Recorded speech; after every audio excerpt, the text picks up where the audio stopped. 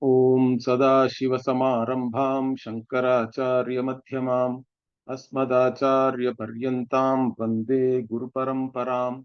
Om Purnamadah Purnamidam Purnat Purnamudachyate Purnasya Purnamadaya Purnamevavashishyate. Om Shanti Shanti Shanti. Om Namo Brahmadibhyo Brahma Vidya Sampradaya Kartribhyo Vamsa Rishibhyo Namo Gurubhyaha.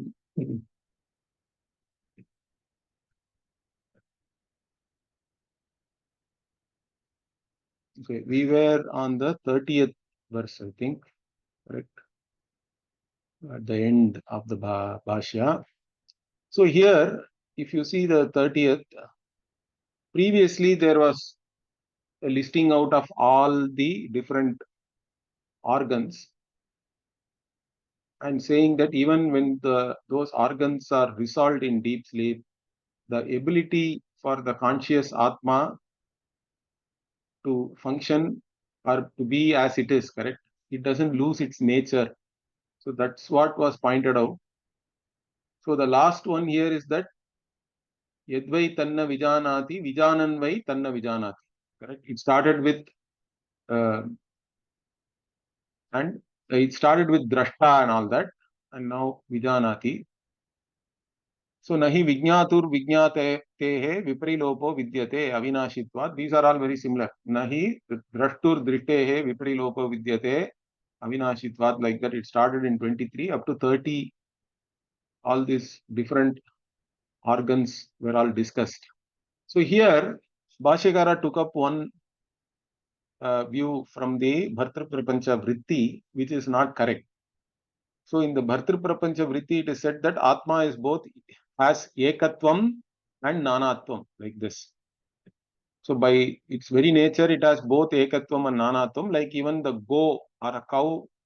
As cow, it is one, but it has all the different parts and all that, correct? That way it is many. Now this we cannot accept here. Why? Because even though all these different drashta, shrota, all these words were used with reference to Atma, correct? Those were not used to show all these different functions are being done really by the Atma. That is not the idea. Those functions were possible in waking and dream because of the presence of the Atma. The conscious Atma being there only, all these functions are happening. And Atma is the one which is actually lighting up each and every sense organ so that they can function. That is why it is said that it is the seer of sight, hearer of hearing, and things like that. But that doesn't mean it is really seeing or hearing or anything. It is by itself, it is there. It is like saying the sun is lighting up something, correct? That's what we saw before. Sun does not really light up anything, or the lighting up of the sun also does not start at some time and end at some time. It's not a kriya like that. It is its very nature that sun is bright. Just by being bright, sun is lighting up so many things. Like that, Atma consciousness is its very nature. Being conscious, it then becomes the seer with reference to the sight. With reference to hearing, it becomes the hearer. Like that, you can say. But when none of these things are there, does Atma then lose its consciousness or not? That is the point which is addressed in all these, whatever the previous 7 vakyas which we saw, correct? So the Upanishad is stating emphatically that Atma is as it is. That's why it says, Pashyan vai tanna pashyati, Shrinvan na shrinoti, like that, Vijanan na vijanati, up to that. All these things it is saying to only show that. So Bhashyakara also points that out.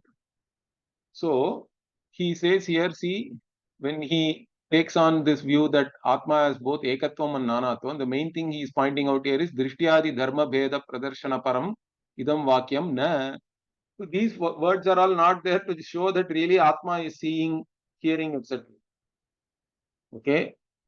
It is only to show that if Atma is Chaitanya Jyoti, or if it is of the nature of consciousness, why does it not know anything in sleep? Does it mean that it loses its Swayam Jyotishtvam? Okay. That is the point which is being addressed here. And to show that Atma is as it is and conscious only, it is said that even though it has the ability to see, or it being conscious, it has the ability to see, but it doesn't see anything because there is nothing there really to be seen. That is the thing which is pointed out. So even here, all these uh, different functions with reference to the different names were given to Atma, like Drashta, Shrota, Vijnata, all these things. That does not mean that Atma is actually doing all these functions.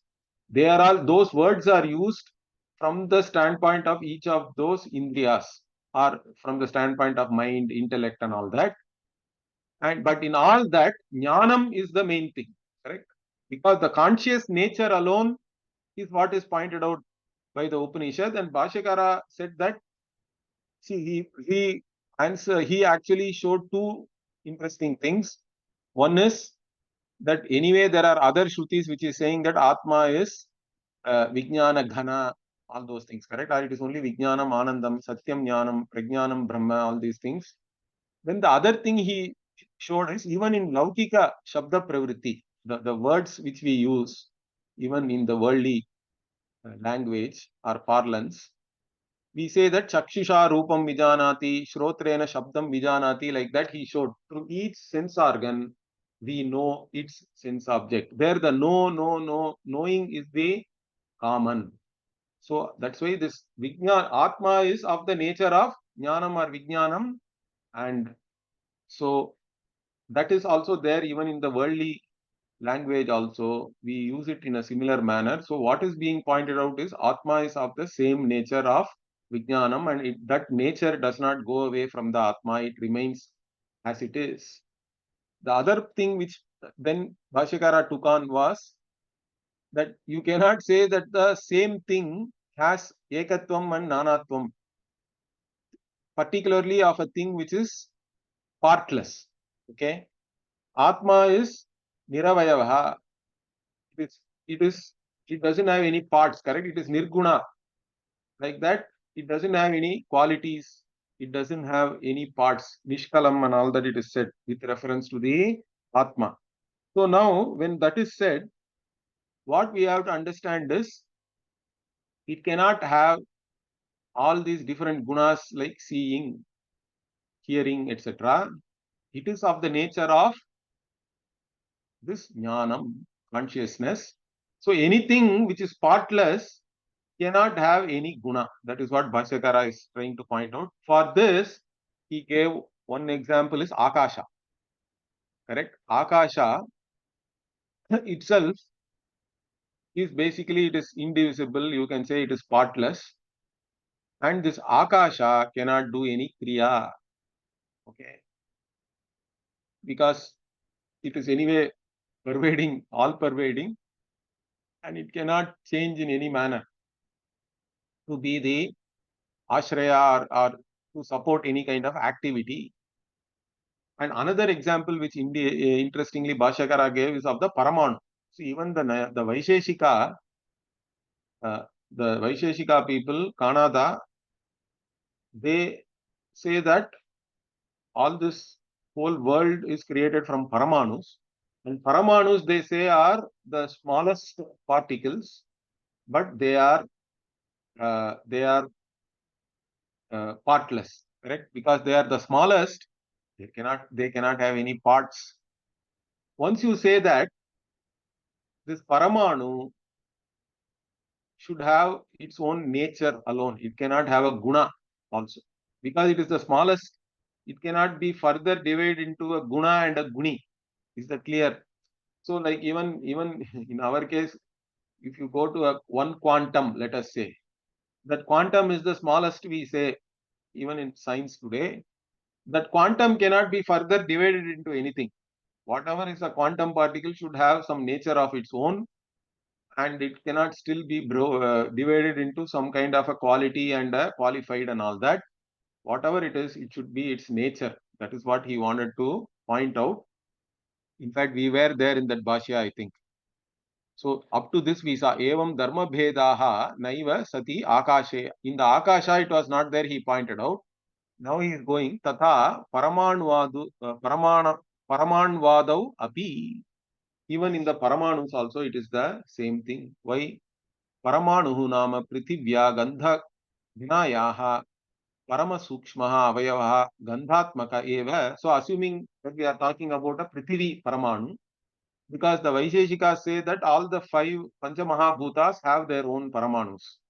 So there is a Prithvi Paramanu, there is a water Paramanu, fire Paramanu, like that they have, for each of the Bhutas, they have their own Paramanus.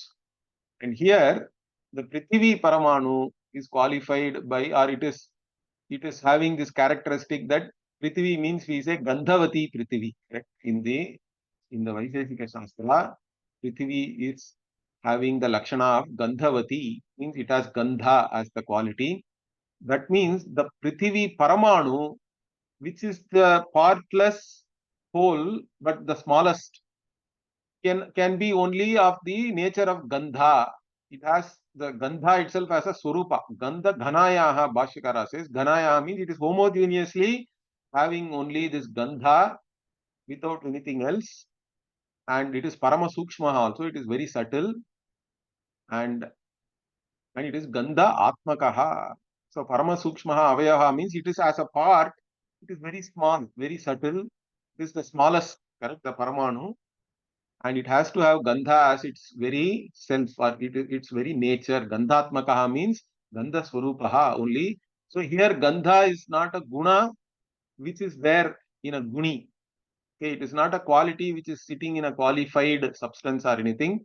The substance itself is of the nature of whatever. Gandha means fragrance here. So, natasya punaha gandhavatvam nama shakyate kalpayitum. So that's why he says at that level, you cannot say that gandhavatva is there for the paramanu. Okay, so there is a separate gandha guna which is there in the paramanu, which is a dravya. It is not like that. It cannot be like that. Bhashyakara is pointing out. Then again you are having a division there, correct? You cannot say that it is partless and it is the smallest. So the Gandhavatvam, you cannot say it is there. Okay, you cannot even imagine Gandhavatvam at the level of Paramanu. Similarly, what Atha Tasya Eva Rasadimatvam Syaditi Chet. Now let us say if the Prithvi Paramanu also has Rasa, then we say that means even this Bhashyakara doesn't accept. He says Na Tatrapi Abhadi Samsarga Nimittatva. Even there, the taste is supposed to be in up or water. So the water Paramanu has taste as its nature. The Prithvi Paramanu has Gandha as its nature, fragrance as its nature. So even if you say that the Prithvi is having taste, it is because it is coming into contact with up. It is coming into contact with water. Prithvi Paramanu cannot have any quality like taste by itself. It is only of the nature of Gandha. That's how we can look at it, because you have said that it is partless and it is Parama Sukshma. Therefore, what Tasmat na Niravayavasya Aneka Dharmavatve Drishtantaha asti. So you don't have any Drishtanta or any example to show that a Niravayava thing can have many dharmas, many qualities. Niravayava means it can have only a nature, and it has to have something as its nature. We can talk about its nature, but you cannot talk about many dharma for any Niravayava Vastu. And Atma being Niravayava, it has consciousness as its very nature. And even other words we use, like Ananda, also its very nature. Right? It's not a quality of Atma. Therefore, what? Etena Brigadi Shakti Bhedanam Pritak Chakshu Rupadi Bhedena Parinama Bheda Kalpana Paramatmani Prayukta. So then why do these different words are being used for Atma, correct? Why is the Upanishad is using Drashta, Shrota, Vijnata, etc.? Means is Drigadi Shakti Beda. Drigadi Shakti means the power to see, the power to hear. All these things are there. Those functions are happening, correct? So, and also the different sense organs are there. Chakshu, Rupadi, Veda. Again, Chakshus and followed by Repa means it will become big. There is a sutra for this. This is a special sandhi. Correct? Chakshu Rupa. Rupadi Bhedena Parinama Veda Kalpana. So Parinama Veda Kalpana means what? So different different ways we are looking at it. Correct? There are different functions are there, and there are the chakshu, the forms of eyes are there, and then the sound of ears are there. Like this, different changing things are there. Correct? Changing functions are there. You can say all that is imagined on the Atma. Okay, it is only Veda Kalpana, and just to explain that all these functions are happening due to the presence of Atma. So there is no other way you can explain it. Now, in fact, that is said very clearly in this next Vakya. It's also very, very popular Vakya. In fact, this whole section in 4.3 is highly quoted by Bhashyakara in so many other places, whether it is Brahma Sutra Bhashya or any other Bhashya.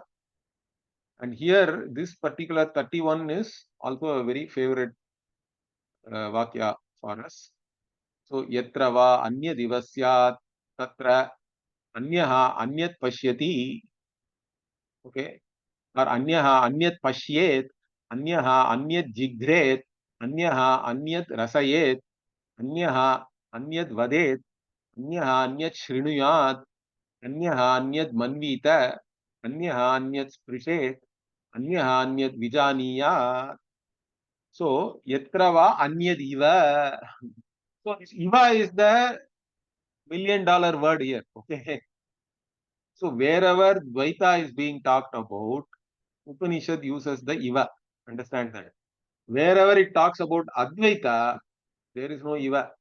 We will see that even in the next 32 also we will see the Atma will be revealed as Advaitaha. But there is no Advaita iva. Because here why this is very important, this particular Vakya is, see, till now whatever we have seen, we are saying that in Swapna and Jagrat, in waking and dream, we have Dvaita. Okay, we have duality or we have multiplicity, in fact, we have to say. So we have plurality in waking and dream. In deep sleep, there is no plurality at all, and there is no other object to be seen. There is only ekatvam, we say. There is only oneness. So Atma does not see anything. But Atma is the nature of consciousness in both. But then there can still be a doubt.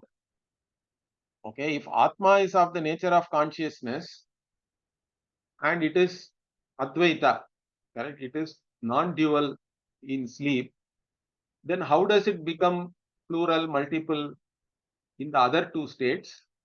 So in this, which should be taken as the nature of your Atma?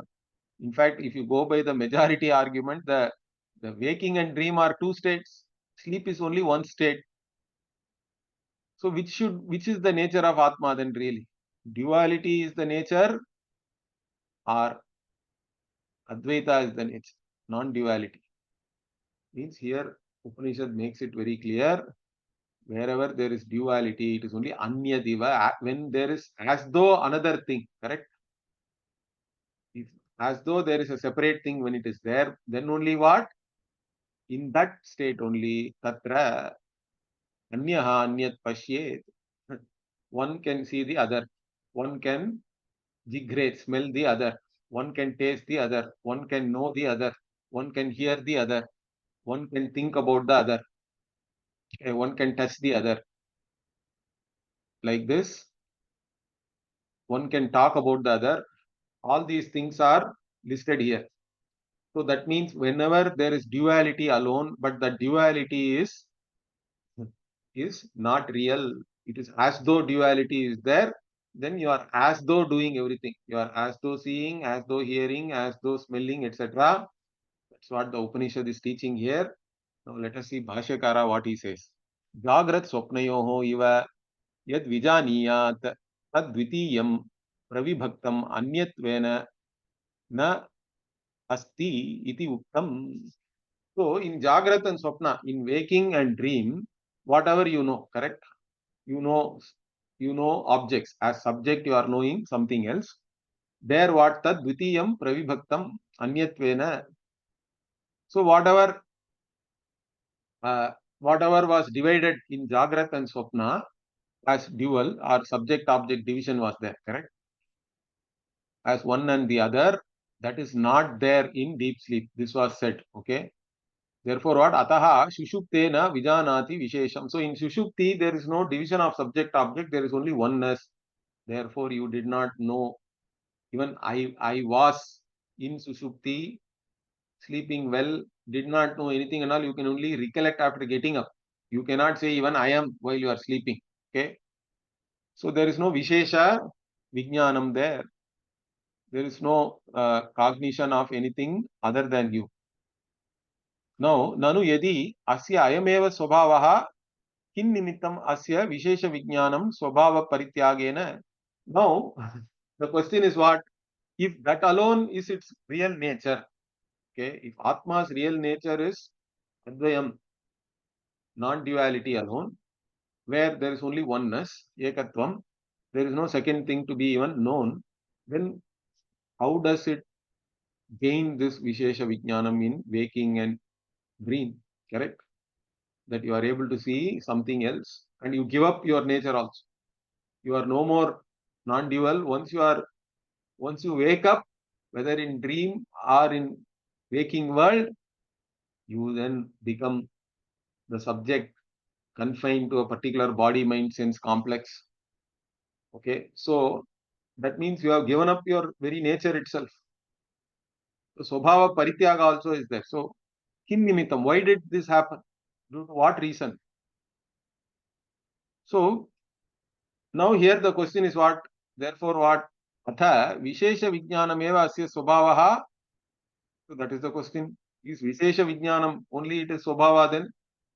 That knowing the other is its real nature? And Kasma Deshaha Vishesham Na Vijanati iti. Or otherwise what? Why does it not know? Due to what reason? It doesn't know something other than itself in sleep. If the Vishesha Vijnana Swabhava means, then it should be seeing something else in sleep also. If non-duality alone is its Swabhava means it should not be seeing anything in dream and waking state. But then both are there. So what is its real Swabhava? Means with reference to that it is said here. Uchyate Shrinu. So here what? Yatre yasmin jagarite swapne va. So in the state of waking or dream, anya diva atmanaha vastuantaram. Okay. So as though it is some another, other than the self, another object, vastuantaram, iva, again, vastuantaram iva, it's another object. Atma is as though separate, and there is an object which is separate from Atma. So both ways, both are actually the subject iva, object iva, we have to understand. Correct? So subject also is iva. It is as though. Object also is iva. So atmanaha anyat. Other than the atma, something else is there itself is only as though. And that object, how did it come? Means avidyaya pratipasthapitam bhavati. So it is only projected by avidya. So this avidya not only covers. So avidya is an avarana, correct? It covers. Not only it covers, it also projects. So this avidya is the cause which is said here. In fact, this avidya we also call mula avidya also. Okay. So this avidya is there. You have to accept even in deep sleep. This avidya writes in other places. Even here we will see later. So if you take the Mandukya Bhashya or even in Brahma Sutra Bhashya and all, he says that if you don't accept the avidya is there in deep sleep, then everybody will become jnani, correct? You don't have to go through any Shravana Manana Nididhyasana. You sleep, you become Mukta. But that doesn't happen. You sleep, again you get up as the same Ajnani only. Therefore, that Bija has to be there, and that Bija alone is burnt by Jnanam. Bhashyakara says that seed has to be burnt. Then only this Jnanam itself will have any purpose. So this avidya, in fact, is the cause of duality itself. That's what we are seeing here. Because, and in the deep sleep, the avidya karya is not there, so you don't see anything. That's why deep sleep is the closest to mukta avastha. Is the closest to liberation, we have to say, freedom from all limitations. But still, since the avidya is still there, you get up as a limited being. But if you get up and still know that I am the limitless, then you are a Jivan Mukta. You get up and don't identify with any body, mind, sense complex, then you are a Jivan Mukta. Even while getting up, you know that you are the self of all. You are really everything. Your own existence alone is shining as both the subject and all, the entire objective world. The entire space time is in you. That is the knowledge which a Jivan Mukta has, a Jnani has. So the Jnani's vision of the world is very different. When we see only Sadatma everywhere, because anything is, you say that is not something separate. It is you are the one who is giving the isness to everything. In each and every cognition, I am the object, I am the subject, I am the knowledge which is taking place, correct? That is the jnanam one should have, and that way one is never away from anything, and one is not even limited by anything, because all these things are only appearances, they are not real. So avidyaya pratyupasthapitam bhavati. They are all only projected by avidya. So avidya covers, avidya projects. Correct? Jnanena avritam, sorry. Ajnanena avritam jnanam tena muhyanti jantavaha, like that Bhagavan says. So even in the Brhadaranyaka also previously we have seen in the Ghata Bhashya and all that, in 1-2, Mrityuna eva naiva iha kinchid asit mrityuna eva idam avritam asit, like that. So mrityu also, the word mrityu is really ajnana only. So everything was covered by ajnana, and from there only the srishti starts. Then ajnana is the very cause of the duality itself. And then ajnani, who is identifying with a particular body, mind, sense complex, thinks that all this duality is real. So since the reality is first covered, then the projection is taken as real. So this is like a magic only, really, correct? See, in the magic show, the magician is creating a magic. Now, for the magician, it is not magic, because magician knows everything, the reality of that. But for the onlooker, the magic is both avarana and vikshepa is there, correct? The onlooker doesn't know the truth of the magic, and then whatever is projected there, he takes it as true. So for the onlooker, there is avarana and vikshepa. But for the magician, there is no avaranam or anything, but he is the one who is projecting it, correct?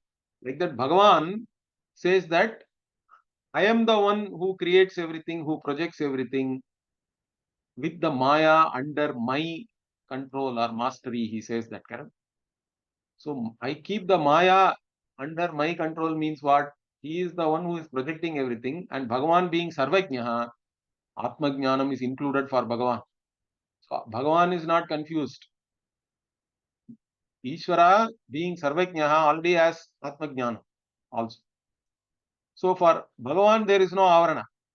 The Avarana is there only for the Jiva. Like even in the magic, only the onlooker has both Avarana and Vikshepa they see. They have Avarana and they see the Vikshepa as real. The magician has no Avarana, and but he only projects the Vikshepa, correct? Like that. So the same term also is used. We don't have to really, some people say that avidya is different, Maya is different and all that. I don't think there is a requirement for that. It is complicating too much. Because once you say it is a potential state, it is unmanifest. Why do you want to divide the unmanifest into two things and all that? There is a total unmanifest and there is an individual unmanifest. These two need not be separate. They are one and the same. Actually, there is only one unmanifest. And so in that unmanifest, there is avarana for the jiva. And then the projection happens in waking and dream. So avidyaya pratyupasthapitam means basically it is projected or it appears. Okay. And tatra tasmad avidya pratyupasthapitat anyaha anyamiva.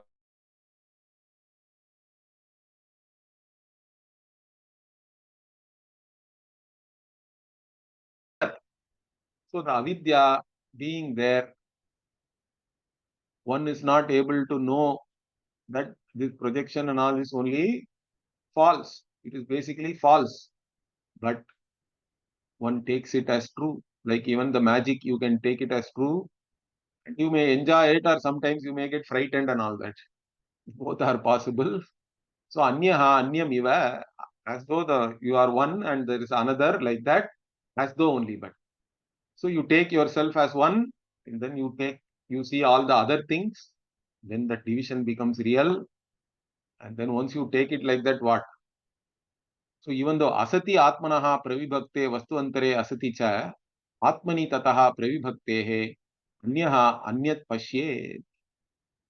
So even though atma is not really divided, understand that.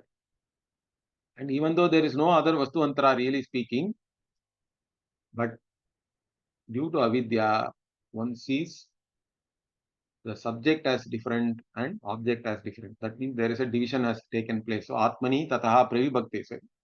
When this separation is there, when this division has taken place in the Atma, Atma now appears as both subject and object, but that is not known. Therefore, what happens? Anyaha, anyat pashye. Therefore, now you can see, one can see the other. And that is seen in Swapna also, correct? Tacha darshitam swapne pratyakshataha. But the Swapna is very useful for us. Why? Because we know that the Swapna, subject and object, both are unreal, correct? Once you get up, you know that both are unreal, and it was also pointed out by the Shruti here, Ghananti iva, Jinanti iva, all these things, as though you kill, etc., was pointed out in 4.3.20 itself we saw. Therefore, the Swapna, subject, object are all unreal, false. This we know. Similarly, waking also, there is no real difference. Understand that. Therefore, what? Tatha anyaha anyat jigre rasayet vadet shrinuyat manvita sprishet vijanati ityadi. So similarly, it is that you one smells the other, one tastes the other, one speaks to the other, one hears the other, one thinks about the other, one touches the other, one cognizes the other. Like this, everything you can do all this. Vyavahara as subject object division is there. Okay. But then what is the truth of Atma? That is again said here. Because the duality was shown as due to avidya. The Iva Shabda is the main thing. Okay, it is as though. Now, Yajnavalkya is pointing out the truth of the Atma. What is the nature of this Atma? Reality of this Atma. That is what Salila Eko Drashta Advaitaha Bhavati Yesha Brahmalokaha Samraditi Yenam Anushashasa Yajnavalkya येष अस्य परमा गतिः येष अस्य परमा संपद येषः अस्य परमो लोकः येषः अस्य परम आनन्दः एतस्य एव आनन्दस्य अन्यानि भूतानि मात्राम् उपजीवन्ति. So this is another very highly quoted vakya, particularly the last portion. एतस्य एव आनन्दस्य अन्यानि भूतानि मात्राम् उपजीवन्ति. So there is a similar vakya in Taittiriya also. Rasakyakyevayam labdhvanandi bhavati raso vai saha. So rasa is ananda basically. So here anyway the Atma Swarupa is being pointed out. Salilaha. Salilaha literally means water. But here Salila is used for purity. So Atma is pure. It is untainted or it is untaintable by anything. So the Salila word is basically used to show that it is homogeneous and pure like water, and it is one only, and it is the drashta means it is conscious. Correct? Here drashta is not the like the seer, like the one sees through the eye, etc. The drashta here points out to the conscious nature of the Atma. It is Advaitaha, Ekaha, Advaitaha. All these words are used here with reference to Atma. but there is no ivakara here. Understand that? So that means all these things are revealing words for Atma. Atma is pure, means that pure is a word which reveals that Atma can never be tainted by anything. Because we think that I am subjected to karma, papa punya and all that. I am impure, I am subjected to desires. Now none of that is real. You are not subjected to any desire. You are not subjected to any limitation. You are you are free already. That is your Swarupa. In fact, that's what every night you experience also. In fact, the problem is people take the waking as real, and this whatever sleep and all, they just take it as some temporary resting. But it is the other way around, we have to say, correct? Sleeping is your real nature. That points to your real nature, and waking and dream are all only eva, as though. So your nature is Advaita. You are so Advaitaha, Ekaha and all is pointing to the same thing, correct? Whenever we have all these words, we say that this Shruti is pointing out that there is a Sajatiya, Vijatiya, Swagata Beda Rahitaha. Like this we say. So even in the Ekameva Dvitiyam, there is a Bhashya is there. So even there, generally what we say that Atma is, it doesn't have anything other than itself. Like if you say cow is only one category or one species, correct? There are other species like horse, etc. But with reference to Atma, there is nothing else other than the Atma. Okay. So there is no Vijatiya Bheda is not there. So even Salila can be taken here as Vijatiya Bheda Raita, because the Salilaha means it is homogeneous and it is there everywhere. Like that we can take a meaning here. Pure and homogeneous. And then Ekaha means Sajatiya Bheda Rahita. See, cow means there can be more than one cow also, correct? Within the same species, you can have more than one. But Atma is only one. There is nothing other than Atma, and there are no many Atmas also. There is only one Atma. Then what about like Bhartu Prapancha said, Ekatvam Nanatvam. Cow, but cow is having all different parts, etc. That also is negated Advaitaha. So there is no Swagata Beda. Swagata Beda means within one entity, there are no parts, there are no divisions. So Atma is a partless whole, and there is nothing other than that really. It is the one which gives existence to everything. It is the only one which independently it exists. Correct? Everything else depends on the Atma for its very existence. So this Atma, and then what? This Atma itself is Yesha Brahmalokaha. So this Atma is Brahmaloka here means it is not that it is talking about the seventh heaven and all that, correct? So even we say, correct, Bhuhu, Bhuaha, Swaha, Mahaha, Tapaha, Janaha and all that. There is a list is there. The seven lokas. No, Brahmaloka is supposed to be the highest. No, is it meant here means no. This is actually a Mahavakya. Yesha Brahmaloka means Brahma eva lokaha here. Brahman alone is loka, and that Brahman is this Atma, which is you. Correct? This Yesha Brahmaloka is another Mahavakya here. It is pointing out that this Brahman, which is the limitless, is this Atma alone, which is sleeping really. Or even when you are awake and dreaming also, it is the same Atma. It is Brahman alone. So this Brahma eva lokaha here, Brahma lokaha. And then Samraditi, the hey king. So he is now pointed, he is again, he has, Yajnavalkya has start the Mahavakya to Janaka and saying, this is the highest. You may think that you have to go to some loka to enjoy and all that. No. This Atma Swarupa itself is the highest loka. There is nothing higher than that. In fact, you don't have to go anywhere because it is your very Swarupa. Right here, it is available for you here and now. So, itiha, indeed, yenam anushashasa means in this manner he taught Janaka. Okay, Anushashasa Yajnavalkya. Yajnavalkya taught Janaka. So, again, Shruti so many Vakyas have gone, correct? Now I think you would have forgotten who is teaching whom, I think. So Shruti is reminding, Yajnavalkya taught Janaka. And how did he teach or what did he teach? So again it is saying, Yeshasya Paramagatihi means this, knowing this Atma alone is the greatest accomplishment. Okay, there is nothing greater than this. It's not that you have to go somewhere to some Loka, Vaikunta, Golok, Vrindavan, Kailasha and all. No, right here it is available here and now. You have to own up your reality. That's it. That is the greatest accomplishment. And Parama Sampad also. It is the greatest wealth or glory. There is nothing more glorious than this because you are free from all limitations. And this glory will never go away from you because it is your very Swarupa. It is not like some other glory that which can come and then which can go. It is yourself. It is your very nature. It cannot go anywhere, in fact.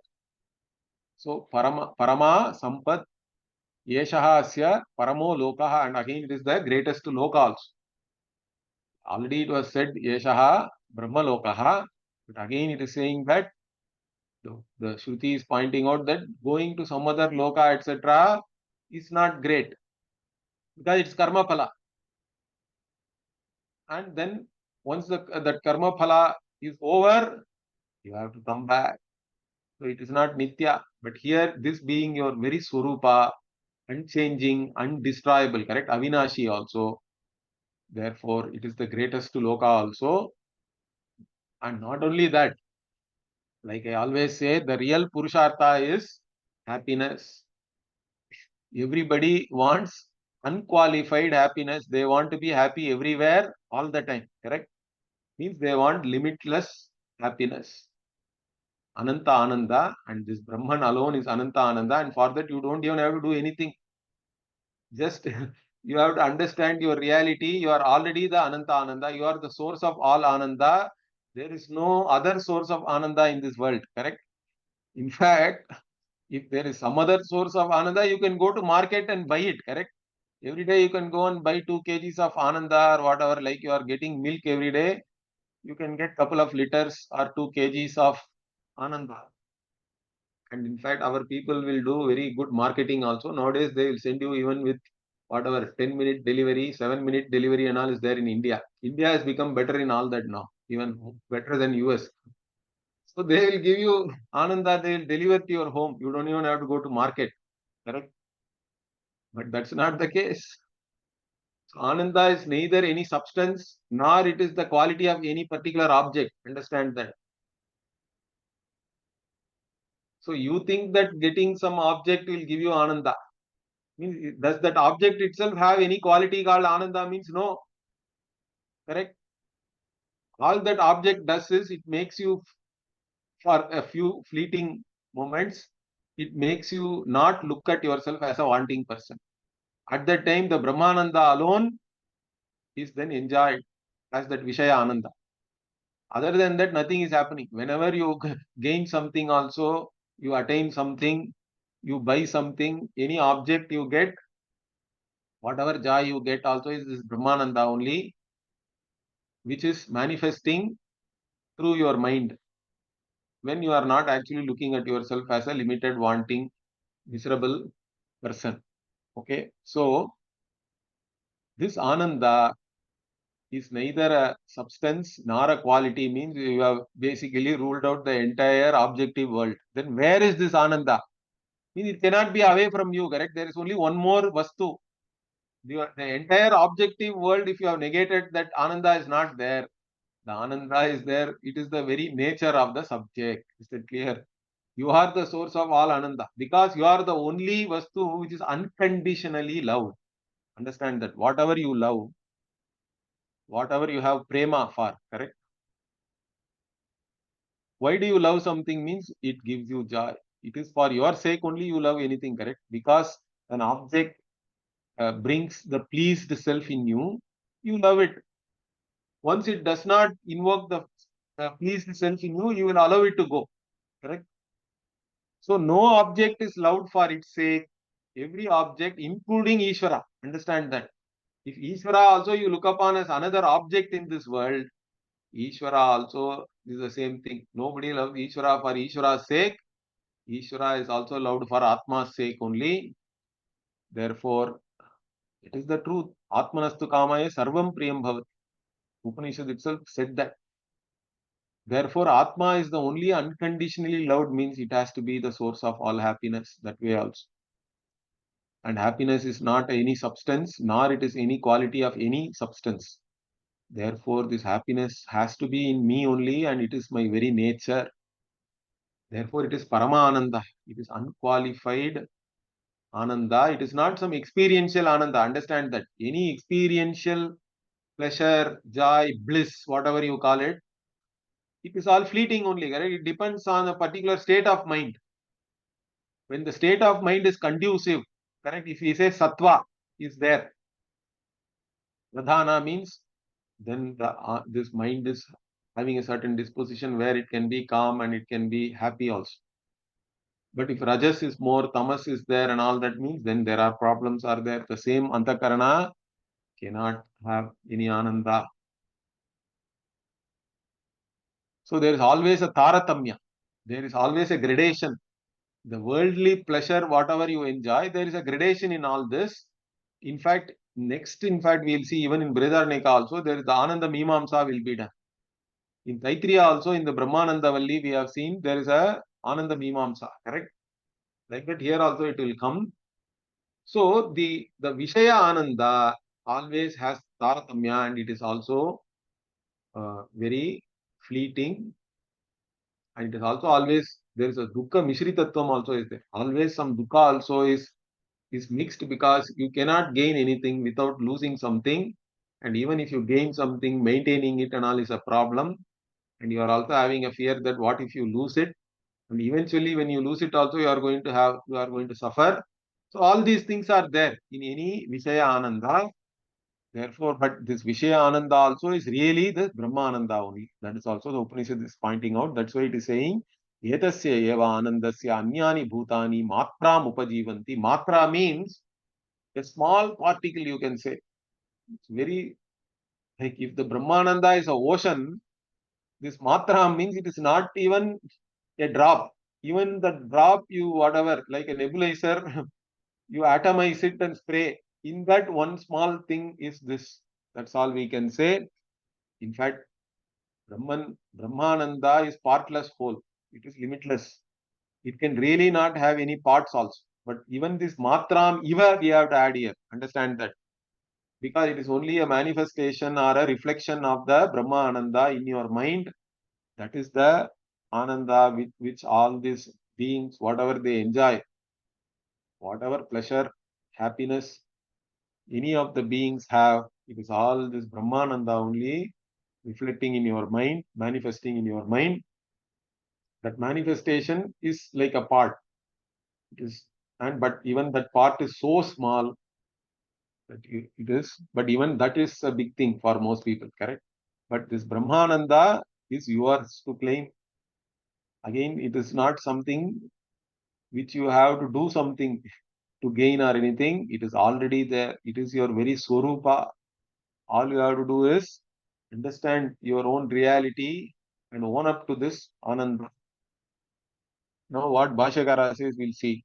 Yatra punaha sa avidya sushupte vastantara pratyupasthapika shanta. So even here, see, important thing, like I said, correct, this avidya is not gone in sleep. So Bhashyakara, what he is saying, here he says, again, this avidya in the sleep also what? And this avidya itself is vastuantara pratyupasthapika, means what? It is the one which is projecting some other vastu. It is shanta, means it is shanta only, but it is not gone completely. Understand that. It is in potential state. It has resolved, you can say, but it will come back. It has become unmanifest, shanta, but tena anyatvena avidya pribhaktasya vastunaha abhava. Because of that what? Because the avidya is not active. Shanta means it has become inactive, we have to say, or unmanifest, or it has gone into its potential state. But then in that potential state, there is no avidya karya. Therefore, due to avidya, there is no differences there. The avidya karya is gone. So anyatvena avidya prabhaktasya vastunaha abhavat. So there is no vastu other than the self which has been projected by the avidya. Therefore, what? Tat kena kampashye jigret vijaniyadva. So in that state, what will you see? What will you hear? There is nothing. There is nothing, no other thing. It's all ekatvam. You cannot see something or smell something or know something. Therefore, what? Ataha svenaiva hi prajnena atmana swayam jyoti swabhavena samparishvaktaha samastaha samprasannaha aptakamaha atmakamaha salilavat swachhi bhutaha. So now Bhashyakara comes to this salila, first word. So salila means swachhi bhutaha is giving the meaning, because salila means literally it is water. Okay, but before that he is giving all these adjectives to Atma, the sleeping Atma, because in sleep, what? You have become one with your own nature, your true nature, your reality. So Swayam Jyoti Swabhavene. So with your self-luminous nature, you have embraced that, and what? Everything has become clear there. There is no second thing, correct? And also what? Apta Kamaha, Atma Kamaha means it is as though you have gained all the desires. In fact, all the desirable objects are only Atma in deep sleep, right? There is nothing else. Atma itself has become all the desirable objects. Therefore, it is as though you have gained everything. There is nothing to fulfill there. It is always a very pleasant state, this sleep. However bad your day might have been, in deep sleep, everybody is the same. Whether you had a good day, bad day, etc., doesn't matter. Whether you are a king or a beggar, everybody, or even a jnani and ajnani also, everybody is the same in sleep. Jnani has only jnanam while getting up, correct? In waking also, jnani knows. Sleep is my nature. Ajnani doesn't know. So sometimes it is said that's why you have to wake up to sleep. Okay. So that is your very nature, where you are apta kamaha, atma kamaha, and salilavat swachi bhutaha. You are pure because you are not tainted by any karma also. There is no punya papa, etc. There is no avidya also really, because the avidya karya is not there. Therefore, you are pure. There is no avidya to taint you there. Avidya has become shantaha. It's become shanta. It has become inactive. And salila iva salilaha. So ivakara bhashyakara is adding because the salila word is there to point out the purity and homogeneity only, not for saying that atma itself is water. And it is ekaha dviti yasya bhava. So there is no second thing. There is no sajatiya bheda. And avidyaya hi dvitiyaha pravibhajyate. Only due to avidya, the second thing comes. The division takes place. So avidya is the bheda karana. So the karana avidya, and there is a karya avidya. The karya avidya is not there in the sleep, and therefore we don't see any duality there. There is no dvitiyaha. Sacha shanta atra. And that avidya itself is, the karya has resolved back into a potential state, and ataha ekaha, and therefore there is only one ekatvam alone is there.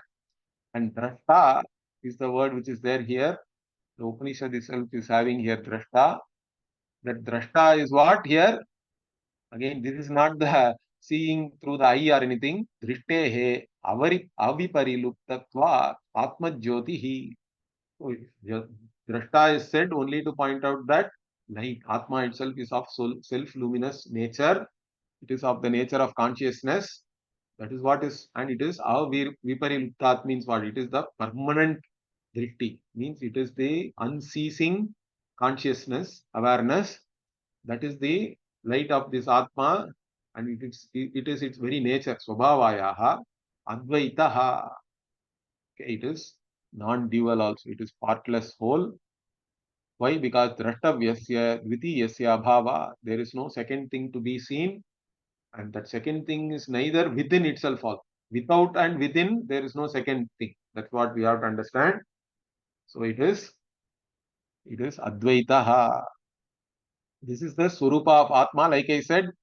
In all these things, there is no ivakara. Whenever Dvaita is talked about, Upanishad uses iva, but whenever the Swarupa of the Atma is talked about, that is the truth. So therefore, there is no iva here. And etad amritam abhayam.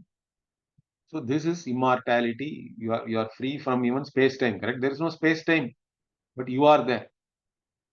So sleep is a very important thing for us to understand that existence is free from space-time. Otherwise, normally we always think that existence means it is in space-time. That's not true. Existence can be existence without being in space-time, without cognizing any space-time. It can be there, transcending space-time, and that is your truth. In fact, so you are that very existence, and that is transcending space-time means you are immortal, and there is nothing to fear there. There is no bhaya karana. There is no second thing to fear, and therefore what? That itself is the yesha brahma lokaha. And here Bhashyakara, like I said, it's a Mahavakya, correct? He says Brahmaiva Lokaha. Here Loka, Brahman alone is the Loka for you here. That is the Brahma Lokaha here. That is the Vigraha or the Samasa. Okay. And Para Eva Ayam Asmin Kale Vyavritta Karya Karana Upadi Vedaha Sve Atma Jyotishi Shanta Sarva Sambandhaha Vartate. So what is being pointed out here? This Atma who is sleeping, who is embraced his Swarupa is non-different from Paramatma, Parayeva. So this Atma who is sleeping is the same, or who is there in the sleeping state, I have to say, because Atma itself does not sleep. I should not even say Atma is sleeping. Sleeping and all is only for the mind. Understand that. Atma is as it is, but the Atma which is obtained in the state of sleep is the same as Paramatma only. It is Brahman alone. It is the limitless conscious being. And at this time, what? Asmin Kale, Vyavritta Karya Karana Upadi Vedaha. It is free from all the divisions caused by different conditioning factors, different upadhis, whether it is Karya Upadi or Karana Upadi, correct? Whether it is body or the Karanas like Antakarana and sense organs, etc. There is no identity with any of those things. Therefore, you don't have any division based on all these conditioning factors. You are free from all this. And Swe Atma Jyotishi in your own self-luminous nature. And again, it is Shanta Sarva Sambandha. And you are there without being connected to anything else. There is no Sambandha with any, all the connections, relationships, everything is resolved there. It is all Shanta. Vartate, it is there like that. And He Samrat. So now Yajnavalkya is saying, no, this is what you are. Correct. He Samrat. Iti ha, evam ha, in this manner, indeed, yenam janakam, this Janaka, Anusasasa.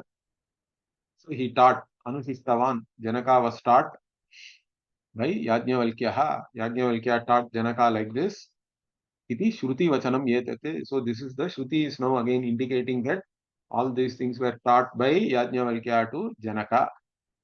Katham va Anushasanam. How did he teach? Is that we will see in the next class.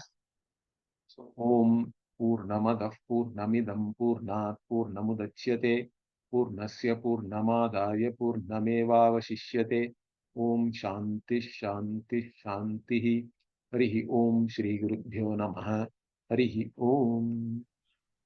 ಧನ್ಯವಾದ ಗುರು. ನಮಸ್ಕಾರ ಹರಿ ಓಂ ಸ್ವಾಮಿ. thank you. ಧನ್ಯವಾದಗಳು.